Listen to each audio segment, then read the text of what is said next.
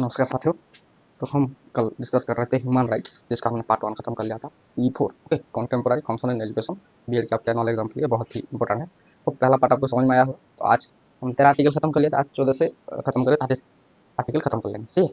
आपको करना क्या है, इन आर्टिकल का ये की पॉइंट्स जो है इसको सबसे पहले अच्छे से लिख लेना चाहिए और याद करना चाहिए। 30 लाइन आपके लिए क्या बड़ी चीज़ है। ओके, कोशिश करिएगा, ताकि थोड़ा सा मेहनत भी तो लगता है, ऐसे कोई चीज़ थोड़ी याद रह जाती है ना।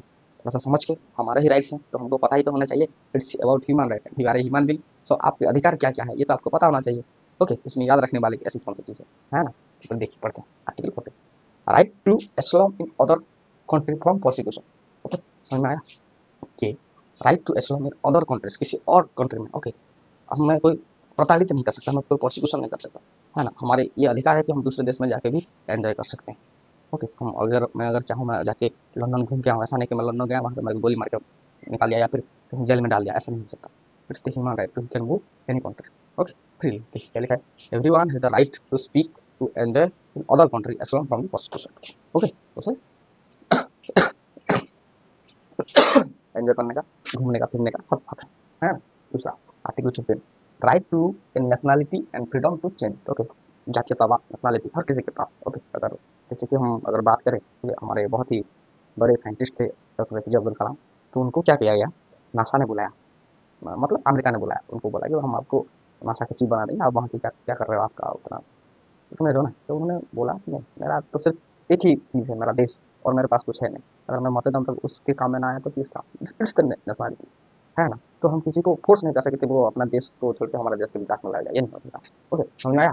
Everyone has the right to nationality and freedom to change it. और उसके पास ये भी है बहुत सारे ऐसे, वो तो अब्दुल कलाम ही थे जो कि है, अब बहुत से ऐसे हैं जो कि हिंदुस्तान से जाके अमेरिका में बहुत अच्छे से बच गए, और वो अमूमन भूल ही जाते हैं, है ना।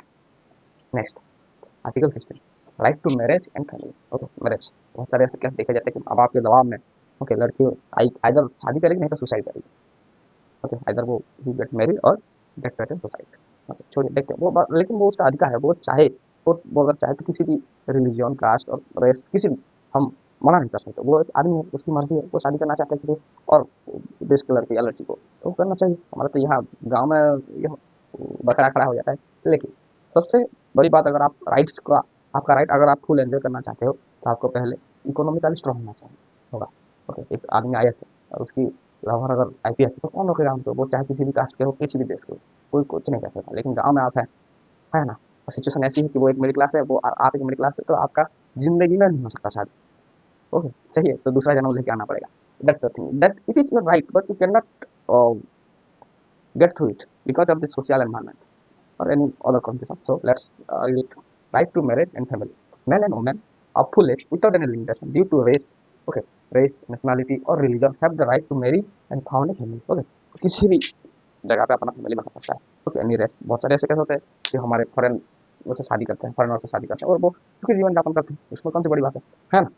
Article 17, right to own property. Property, हमारे खुद की प्रॉपर्टी का राइट होता है। मैं अगर चाहूँ, मैं अपनी प्रॉपर्टी में किसी को दे सकता हूँ, मैं कमा सकता हूँ, मैं अपने परिवार के किसी एसोसिएट करके कुछ प्रॉपर्टी उनके नाम कर सकता हूँ, इसको होता है ऐसे। ठीक है, right to own property, everyone has the right to own property alone as well as in association with other. Alone as well as association with, अकेले भी हो सकता है, किसी कुछ लोगों को लेकर, जैसे कि आप हो गए, आपके वाइफ, आपके बच्चे, इन सारी चीज। Okay, everyone has the right to own property alone as well as in association with others. Article 18, freedom of belief and religion. Okay, ये सबको ये हक है कि वो अपने खुद का बिलीफ सिस्टम जो है, खुद के रिलीजन को खुद चूज करे। Everyone has the right to freedom of thought, conscience and religion. Okay, हम किसी को बाध्य नहीं कर सकते कि आप कन्वर्जन करो। ओके, आप इस धर्म में आ जाओ, उसका जो मन करे वो कर सकता है। Okay, it's it's basic right, it's human right. Okay, पहले आप लिखो, इतना अच्छे से लिख लो, फिर हम आगे देखेंगे, आगे लिखेंगे, है ना। Article number 19, okay, freedom of opinion and information. Okay, हम, हमारा ये फ्रीडम है कि हम किसी भी चीज़ पे ओके अपना ओपिनियन रख सकते हैं कि मेरा मत ये है। हाँ, बहुत सारी चीज़ें हैं, बहुत सारे ऐसे बिल्स आते हैं, बहुत सारे एक्ट आते हैं। ओके, बहुत सारी दुनिया में ऐसे हालात हो जाते हैं जिसमें हम हमारा सेवरल ओपिनियन देते हैं। ओके, है ना। अरे आप एक छोटा सा क्रिकेट मैच को लेकर देख लीजिए, कितने ओपिनियन थे। It's our right for opinion. Okay, and it's our right to get information, किसी भी चीज़ में। ओके, अब तो लागू हो गया है राइट टू इन्फॉर्मेशन एक्ट, है ना। किसी भी, अगर आपके यहाँ पे कोई अगर टेंडर पड़ रहा है, तो वहाँ पे क्या कौन काम करेगा, कितने, आपका उस प्रॉपर इन्फॉर्मेशन आपके पास होना चाहिए। It's your right. और आपके घर के शहर में आप जहाँ रहते हैं, कोई बिल्डिंग आया, कुछ भी आया, ओके, आपके पास ये आपका तो हक है कि ये किस तरीके से बनेगा, कौन बनाएगा, कितने पैसे आए हैं, कितने खर्चे हुए थे, कहीं उसमें कोई घोटाला तो निकल गया, ये सारे इन्फॉर्मेशन आपका जानने का हक है। Okay, everyone has the right to freedom and opinion and expression. Okay, मैं कहीं पे भी हूँ, मैं कुछ कह सकता हूँ। ओके, कोई अगर सरकार गलत काम कर रही है तो मैं उसके कहते हैं कि मैं उस पर प्रतिबंध भी लगाना चाहता हूँ। प्रतिबंध से मैं आवाज कर सकता हूँ, नारे लगा सकता हूँ उसके विरोध में। ओके, है ना। दूसरा, article 20, right to peaceful assembly and association. Okay, assembly मतलब हमारा अधिकार है, हम 4-5 के ग्रुप जो जहाँ पे भी हम हैं। ओके, तो हमारा असेंबली जो वो पीसफुल है, हम किसी भी संगठन में जोड़ सकते हैं, आरएसएस हो सकते हो, ऐसा नहीं कह रहा हूँ, बहुत सारे ऐसे संगठन होते हैं और जो गाँव-गाँव में छोटे-छोटे क्लब होते हैं, यूथ क्लब्स वगैरह होते हैं, वो फ्रीली अपना मॉडरेट करते हैं, ब्लड डोनेट कैंपेनिंग होती है, ये सारी चीज़ें क्या, ये it's your right to have and peaceful assembly and association. Okay, everyone has the right to peaceful association and assembly. Article number 21, right to participate in government and free election. Okay, सबका यह हक है कि हम participate कर सकते हैं, कोई भी अगर गवर्नमेंट का एग्जाम हो, मैं अगर उस एज क्राइटेरिया में आता हूँ, अगर मेरे पास वो डिग्री है, तो मैं जाके उसमें वो अप्लाई कर सकता हूँ। ओके, कोई मुझे रोक नहीं सकता, है ना। Everyone has the right to take part in the government of his country. Okay, है ना। और दूसरा, इलेक्शन पर मैं वोट दे सकता हूँ, क्योंकि मैं देश का नागरिक हूँ, है ना। जो ये मेरा अधिकार है कि मैं वोट दूँ, मैं इलेक्ट करूँ अपने मेंबर को, है ना। हमारे देश में कौन सी सरकार है आएगी, इसमें थोड़ा सा भागीदार मेरा भी है, क्योंकि मेरी भी मर्जी थी कि ये सरकार आए, तो इसीलिए मैंने एमएलए चूज किए, वो अपने चूज किए नेता, है ना। ऐसे थ्रू डायरेक्टली हम अगर डायरेक्ट वोट दे रहे हैं उधर पर डायरेक्टली, और through freely to the representative, और जो हम रिप्रेजेंटेटिव हम चूज करते हैं उनके थ्रू में, और बहुत सारे ऑफिसर, ये सारी चीज़ें। ओके, ये हमारा राइट है, it's our basic right to participate in the government and free election. Okay, जो भी गवर्नमेंट आ रही है वो हमारे पब्लिक के, हम ह्यूमंस के राइट्स में है। दूसरी बात, right to social security, as you are living in a society then you need, as you are living in society then you need some security. तो ऐसा नहीं कि आप सोसाइटी में जा रहे कोई आपको आके लूट के चला गया या फिर गोली मार दी, ये सारी चीज़ें, ये नहीं हो सकता।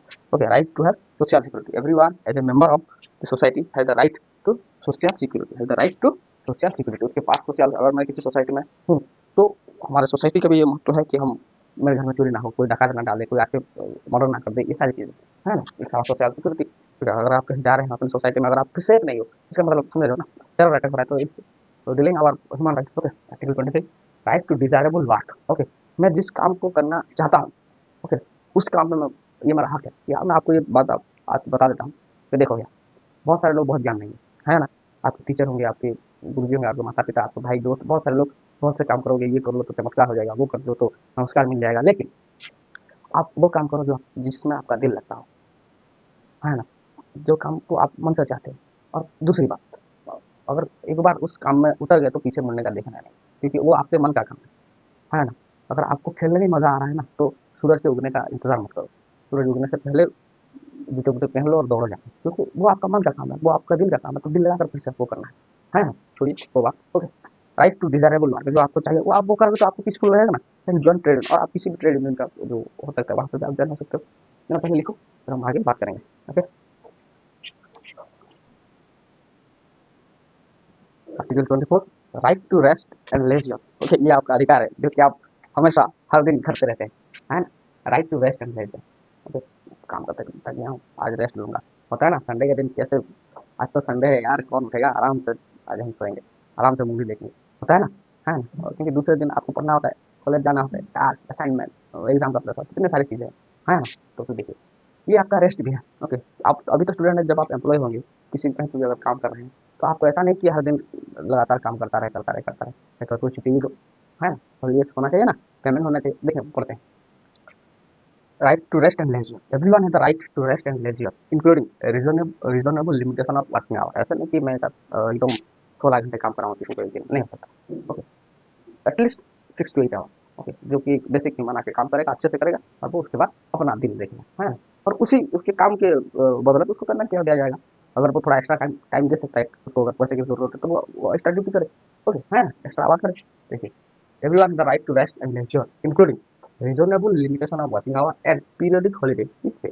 है ना, उसके साथ क्या, पीरियडिक हॉलीडे, ऐसा नहीं 7 दिन में, अरे यार एक दिन तो छुट्टी करो, एटलीस्ट 100 का दिन की छुट्टी रखो, और हाँ at least within a month 4 holidays आ जाए, है ना, जिसमें आदमी थोड़ा सा रेस्ट करे, थोड़ा सा घूमे फिरे, चिल करे, है ना, तब फिर से वो करे। नहीं तो हर दिन अगर सेम काम करते रहे तो आपको बोरियत हो जाएगी जिंदगी से, है ना। तो ये उसका हक है कि उसको थोड़ा सा रेस्ट मिले, वो थोड़ा सा चिल करे बाहर जाके, है ना।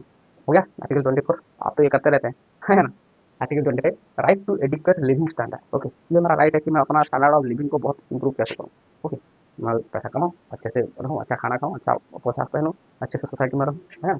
Everyone has the right to educate living standard for the health and well-being of himself. Okay, खुद की अच्छी सेहत के लिए, खुद की वेल-बीइंग के लिए हम लिविंग स्टैंडर्ड ले सकते हैं, ये हमारा अधिकार है। बशर्ते आपको पैसा कमाना पड़ेगा, है ना? सही है? आर्टिकल 26 राइट टू एजुकेशन, ये बहुत पीछे है देखिए। ओके, इतने सारे आर्टिकल खत्म होने का है तब एंडिंग में है राइट टू एजुकेशन, इसीलिए तो एजुकेशन एजुकेशन देना हो। ये हमारा देखिए, हमारा जो provision of constitutional provision of human right in Indian, okay, उसके बारे में इसमें नहीं है, तो हम अगले कभी है उसके बारे में बात करेंगे। Human rights all over UNO ने जिसमें पास किया था वो उसका उसका पढ़ रहे हैं। ओके, देखिए अगर आपका इंडियन कॉन्स्टिट्यूशन पूछे तो उसका आंसर अलग से हम करेंगे। ये यूएनओ का है, ओके, ये world wide. Okay, article 26 right to education, everyone has the right to education shall be free at least the elementary and fundamental right. ये बात तो हम बात कर रहे हैं, है ना? Everyone has the right to get free and compulsory education at least at the elementary और fundamental level. Article 26। Okay, article 27 right to participate in the cultural aspect of the community. किसी भी कम्युनिटी में आप हैं, अगर मान लीजिए कि मैं एक मुस्लिम हूँ, अगर मेरे साइड में कोई ऐसा फेस्टिवल हो रहा है और मेरी मर्जी है, मेरी इच्छा है कि मैं जाकर के वहाँ पे उन सबके साथ होली खेलूँ, तो मैं खेलूँगा। ओके, ये मेरी मर्जी है, इट्स डिपेंड ऑन माई। अगर कहीं पे कुछ ऐसा हो रहा है, तो चर्च में अगर कुछ क्रिसमस सेलिब्रेट हो रहा है, तो अगर मेरा मन कर रहा है तो मैं जाऊँगा, वहाँ पे देख के आऊँगा क्या क्या करते हैं क्या नहीं, ये सारी चीज़ें। Okay, right to participate in cultural aspect of community, और मैं दूसरों को इन्वाइट भी करूँगा कि अगर आप चाहें तो आ सकते हैं, हमारे साथ एक दिन गुजार के मौज मस्ती करके जा सकते हैं, है ना? ये हमारे राइट्स है, ऐसा नहीं कि कोई बॉर्डर हो किसी भी चीज़ के लिए। तो अंडरस्टैंड, इसको अच्छे से लिख लेना जब हम आगे बात करेंगे। और ये तो हो गया, सब पेज खत्म हो गया। Right to participate in the cultural aspect of community. उसके बाद फिर और 3 थोड़े हैं, ओके, अच्छे से लिख लेते हैं इसको भी। उसके बाद आपका ये नोट तैयार हो जाएगा ह्यूमन राइट्स वाला। ओके, अच्छे से इसको लिख के थोड़ा कोशिश करिए याद रखने की, है ना? आर्टिकल 28, आर्टिकल 28 क्या कहता है? Article 28 right to social order that articulate this document. Right to social order that articulate, इसका मतलब क्या? ये आर्टिकल ने इसका खुद का ये दे दिया है कि जितने सारे नियम हम बनाए हैं, इसका ये सोशली अप्लाई होगा। Okay, this document will be integrated in the society. ऐसा नहीं कि ये कोई मान है तो आपको मानना पड़ेगा, ओके, क्योंकि ये यूएनओ ने साइन किया है ना? Article 29 right to community duty essential,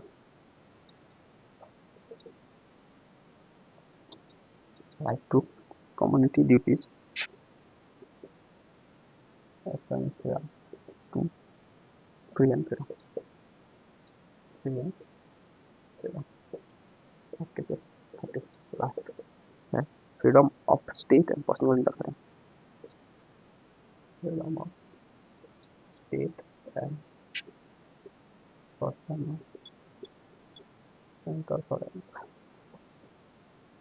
in the environment, in the environment। Okay, last intro देख लीजिए, एक बार पढ़ लेते हैं क्या लिखा है। आर्टिकल 28 को समझ में आया? Article 29 right to community duties essential to free and freedom. देखिए ये हमारे, हम जिस सोसाइटी में जिस कम्युनिटी में हमारे कुछ नियम भी तो बनते हैं। पेड़ को थोड़ा कुछ ना कर सकते तो 2-4 पेड़ तो लगा दी, है ना? और आप जिस कम्युनिटी अगर कहीं पे कोई लाइट खराब हो गई है, कुछ ऐसा गड्ढा बन गया, तो ये आपकी ड्यूटी है कि आपको उसको ठीक करना है ना? क्योंकि आप इस सोसाइटी में रह रहे हैं। Okay, right to community duty essential to free and freedom, ताकि आप अच्छे से जी सके किसी भी एरिया में। Okay, article 30 freedom of state and personal interference in the environment. और दूसरा क्या है हमारा, ये है पर्सनल इंटरफेरेंस हम कर सकते हैं किसी चीज़ में। Okay, hope you understand all of this. Okay, human right हमारा कंप्लीट हुआ। फिर हम बात करेंगे constitutional provision of human rights in India, लेकिन ये थोड़ा सा बाद में करेंगे, मेरे को लग रहा है। करते रहिए, पढ़ते रहिए, सही है? Okay, bye bye.